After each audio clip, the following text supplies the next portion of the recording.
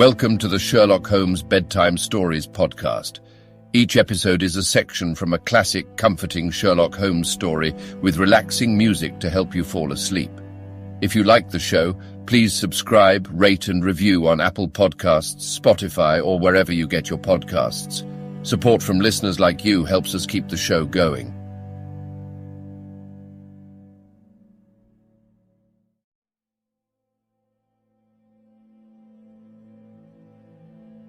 Now it's time to relax. Let your body fall into a comfortable position in your bed and drift gently into a state of total relaxation with tonight's story. The Red-Headed League continued. Sherlock Holmes was not very communicative during the long drive and lay back in the cab humming the tunes which he had heard in the afternoon. We rattled through an endless labyrinth of gas-lit streets until we emerged into Farrington Street. "We are close there now," my friend remarked. "This fellow Merryweather is a bank director and personally interested in the matter. I thought it as well to have Jones with us also.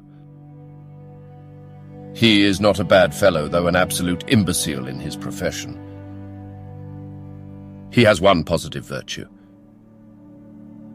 He is as brave as a bulldog and as tenacious as a lobster if he gets his claws upon anyone. Here we are, and they are waiting for us." We had reached the same crowded thoroughfare in which we had found ourselves in the morning. Our cabs were dismissed, and following the guidance of Mr. Merryweather, we passed down a narrow passage and through a side door, which he opened for us. Within there was a small corridor which ended in a very massive iron gate. This also was opened and led down a flight of winding stone steps which terminated at another formidable gate.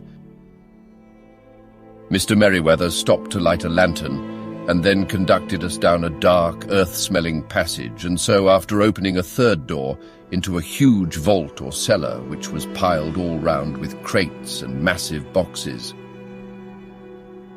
"You are not very vulnerable from above," Holmes remarked as he held up the lantern and gazed about him.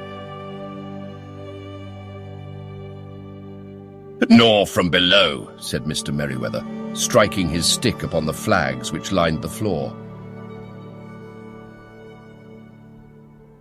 "Why, dear me, it sounds quite hollow," he remarked, looking up in surprise. "I must really ask you to be a little more quiet," said Holmes severely. "You have already imperiled the whole success of our expedition.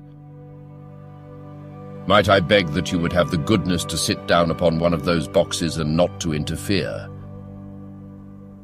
The solemn Mr. Merryweather perched himself upon a crate with a very injured expression upon his face, while Holmes fell upon his knees upon the floor and with a lantern and a magnifying lens began to examine minutely the cracks between the stones. A few seconds sufficed to satisfy him, for he sprang to his feet again and put his glass in his pocket. "We have at least an hour before us," he remarked, "for they can hardly take any steps until the good pawnbroker is safely in bed. Then they will not lose a minute, for the sooner they do their work, the longer time they will have for their escape. We are at present, Doctor, as no doubt you have divined, in the cellar of the city branch of one of the principal London banks. Mr. Merryweather is the chairman of directors, and he will explain to you that there are reasons why the more daring criminals of London should take a considerable interest in this cellar at present." "It is our French gold," whispered the director. "We have had several warnings that an attempt might be made upon it." "Your French gold?" "Yes." We had occasion some months ago to strengthen our resources and borrowed for that purpose 30,000 Napoleons from the Bank of France. It has become known that we have never had occasion to unpack the money, and that it is still lying in our cellar. The crate upon which I sit contains 2,000 Napoleons packed between layers of lead foil. Our reserve of bullion is much larger at present than is usually kept in a single branch office, and the directors have had misgivings upon the subject. Which were very well justified, observed Holmes. And now it is time that we arranged our little plans. I expect that within an hour matters will come to a head. In the meantime, Mr. Merryweather, we must put the screen over that dark lantern. And sit in the dark. I am afraid so. I had brought a pack of cards in my pocket, and I thought that, as we were a party carry, you might have your rubber after all. But I see that the enemy's preparations have gone so far that we cannot risk the presence of a light. And first of all, we must choose our positions. These are daring men, and though we shall take them at a disadvantage, they may do us some harm unless we are careful. I shall stand behind this crate, and do you conceal yourselves behind those. Then, when I flash a light upon them, close in swiftly. If they fire, Watson, have no compunction about shooting them down. I placed my revolver cocked upon the top of the wooden case behind which I crouched.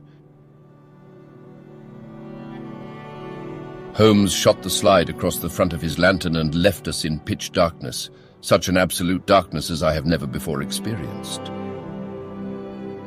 The smell of hot metal remained to assure us that the light was still there, ready to flash out at a moment's notice. To me, with my nerves worked up to a pitch of expectancy, there was something depressing and subduing in the sudden gloom and in the cold, dank air of the vault. "They have but one retreat," whispered Holmes. "That is back through the house into Saxe-Coburg Square. I hope that you have done what I asked you, Jones. I have an inspector and 2 officers waiting at the front door." Then we have stopped all the holes. And now we must be silent and wait. What a time it seemed. From comparing notes afterwards, it was but an hour and a quarter, yet it appeared to me that the night must have almost gone, and the dawn be breaking above us.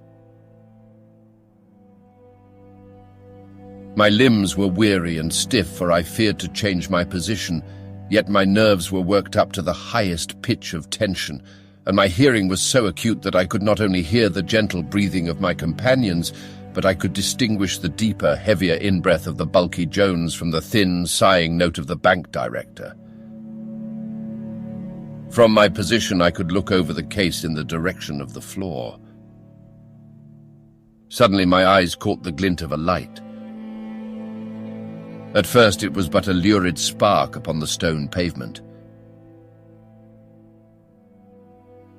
Then it lengthened out until it became a yellow line, and then, without any warning or sound, a gash seemed to open, and a hand appeared, a white, almost womanly hand, which felt about in the center of the little area of light. For a minute or more the hand with its writhing fingers protruded out of the floor. Then it was withdrawn as suddenly as it appeared, and all was dark again save the single lurid spark which marked a chink between the stones. Its disappearance, however, was but momentary. With a rending, tearing sound, one of the broad, white stones turned over upon its side and left a square, gaping hole through which streamed the light of a lantern. Over the edge there peeped a clean-cut, boyish face which looked keenly about it, and then, with a hand on either side of the aperture, drew itself shoulder-high and waist-high until one knee rested upon the edge. In another instant he stood at the side of the hole and was hauling after him a companion, lithe and small like himself, with a pale face and a shock of very red hair. "It's all clear," he whispered. "Have you the chisel and the bags?" "Great Scott, jump, Archie, jump, and I'll swing for it." Sherlock Holmes had sprung out and seized the intruder by the collar. The other dived down the hole, and I heard the sound of rending cloth as Jones clutched at his skirts. The light flashed upon the barrel of a revolver, but Holmes' hunting crop came down on the man's wrist, and the pistol clinked upon the stone floor. "It's no use, John Clay," said Holmes blandly. "You have no chance at all." "So I see," the other answered with the utmost coolness. "I fancy that my pal is all right, though I see you have got his coat-tails."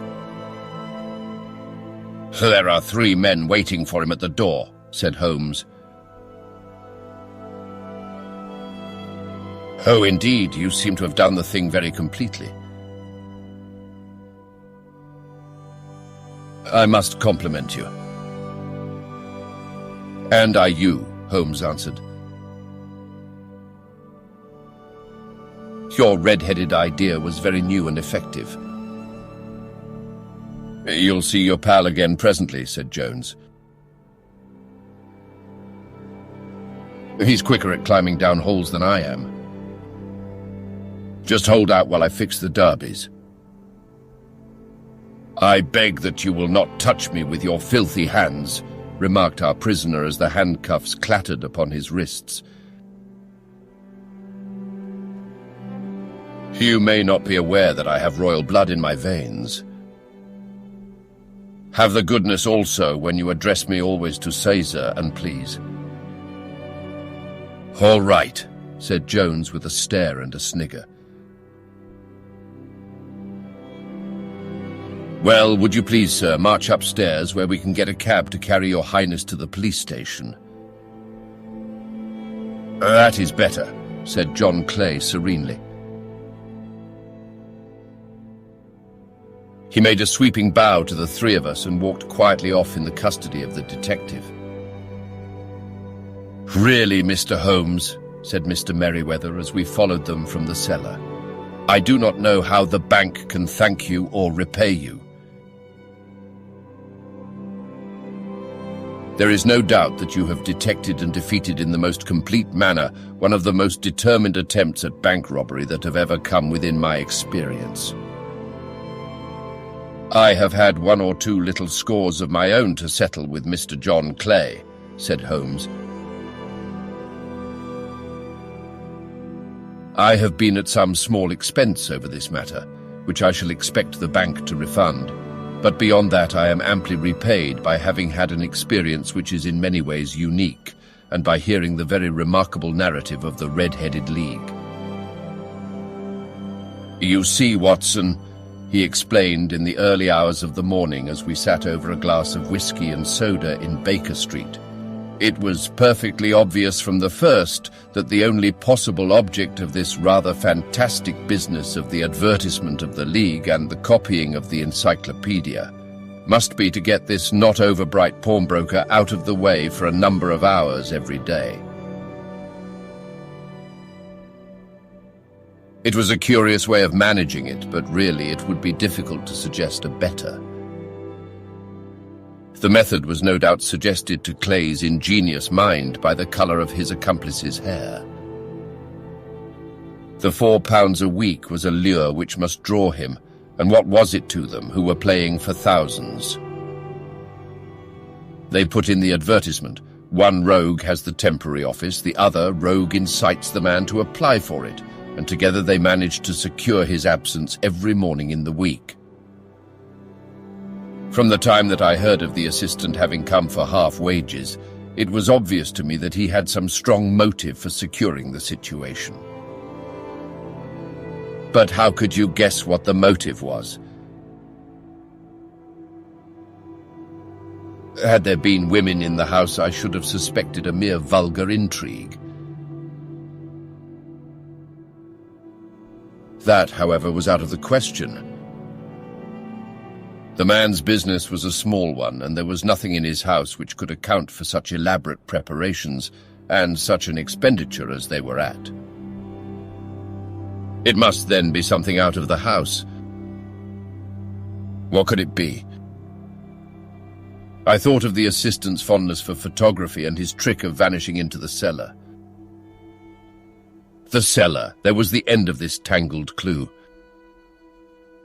Then I made inquiries as to this mysterious assistant and found that I had to deal with one of the coolest and most daring criminals in London. He was doing something in the cellar, something which took many hours a day for months on end. What could it be once more? I could think of nothing save that he was running a tunnel to some other building. So far I had got when we went to visit the scene of action. I surprised you by beating upon the pavement with my stick. I was ascertaining whether the cellar stretched out in front or behind. It was not in front. Then I rang the bell, and as I hoped, the assistant answered it. We have had some skirmishes, but we had never set eyes upon each other before. I hardly looked at his face. His knees were what I wished to see. You must yourself have remarked how worn, wrinkled, and stained they were. They spoke of those hours of burrowing. The only remaining point was what they were burrowing for.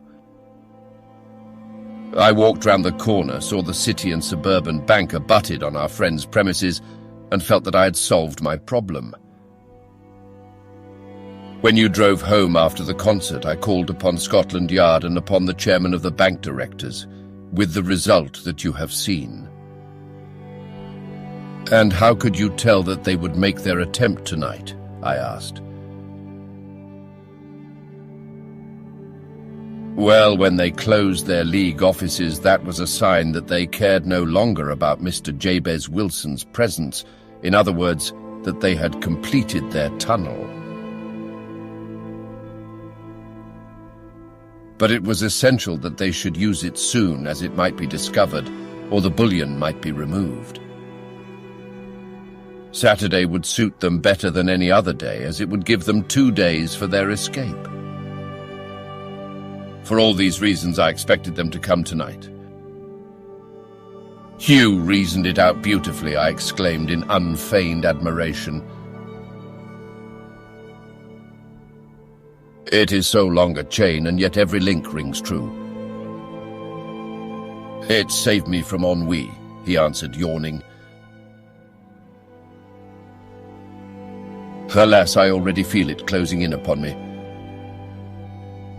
My life is spent in one long effort to escape from the commonplaces of existence. These little problems help me to do so. And you are a benefactor of the race, said I. He shrugged his shoulders. Well, perhaps after all it is of some little use, he remarked. L'homme c'est rien, l'œuvre c'est tout, as Gustave Flaubert wrote to George Sand.